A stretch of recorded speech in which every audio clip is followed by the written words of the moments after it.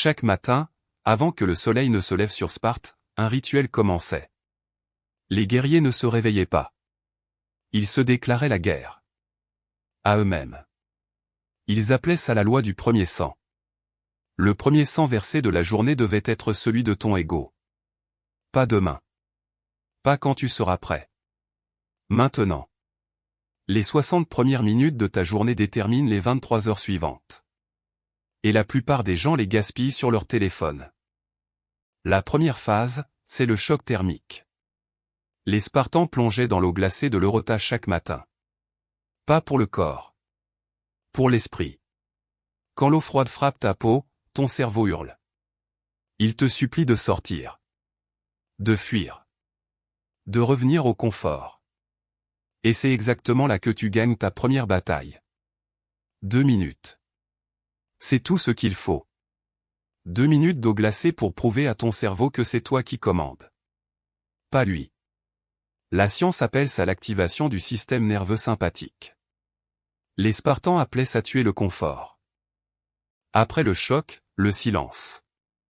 Les Spartans ne parlaient à personne pendant la première heure. Pas un mot. Pas un regard. Dans notre monde, les premières minutes sont envahies par les notifications, les messages, les nouvelles. Chaque information consomme ton énergie mentale. Les Spartans le savaient intuitivement. La science moderne confirme que chaque décision, même minuscule, épuise ton cortex préfrontal. Le silence stratégique, c'est garder toute cette énergie pour ce qui compte vraiment. Pas de téléphone. Pas de conversation. Juste toi, face à toi-même, dans un silence total. C'est dans ce silence que tu entends la voix du guerrier. La troisième phase est le jeûne digital. Les Spartans n'avaient pas de téléphone, mais ils avaient des distractions. Les marchés. Les rumeurs. Les jeux. Ils refusaient tout ça avant midi. Aujourd'hui, ton téléphone est l'arme la plus puissante contre toi. Chaque notification est un ennemi qui vole ton attention. Le jeûne digital, c'est simple. Aucun écran pendant les 4 premières heures de ta journée. Pas d'Instagram. Pas de YouTube. Pas de messages. Tu forces ton cerveau à créer au lieu de consommer. Les Spartans qui maîtrisaient cette discipline devenaient des stratèges. Les autres restaient des soldats ordinaires. Quatrième phase. L'entraînement brutal. Les Spartans ne faisaient pas de sport. Ils se battaient. Chaque matin, combat à main nue. L'objectif n'était pas de gagner. C'était de souffrir volontairement. La douleur choisie est le vaccin contre la douleur imposée. Quand tu t'entraînes jusqu'à l'échec musculaire, tu apprends que la souffrance n'est pas ton ennemi. C'est ton professeur. 30 minutes. Chaque matin. Sans excuse. Pas besoin de salle de sport.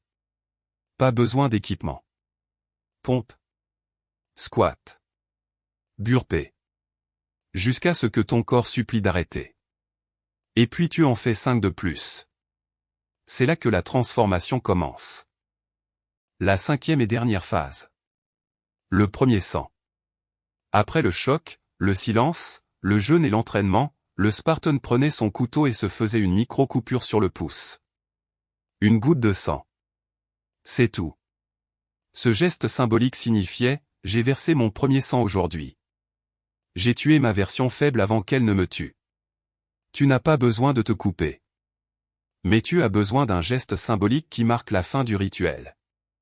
Un cri. Un serment. Un geste de puissance.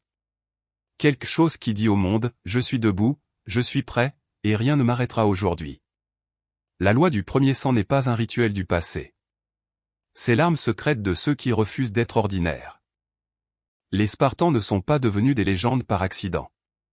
Ils l'ont fait par discipline quotidienne. Demain matin, tu as un choix. Appuyer sur snooze, ou verser ton premier sang. Abonne-toi et active la cloche. Écris prêt en commentaire si tu acceptes la loi du premier sang. Le feu sacré ne s'éteint jamais.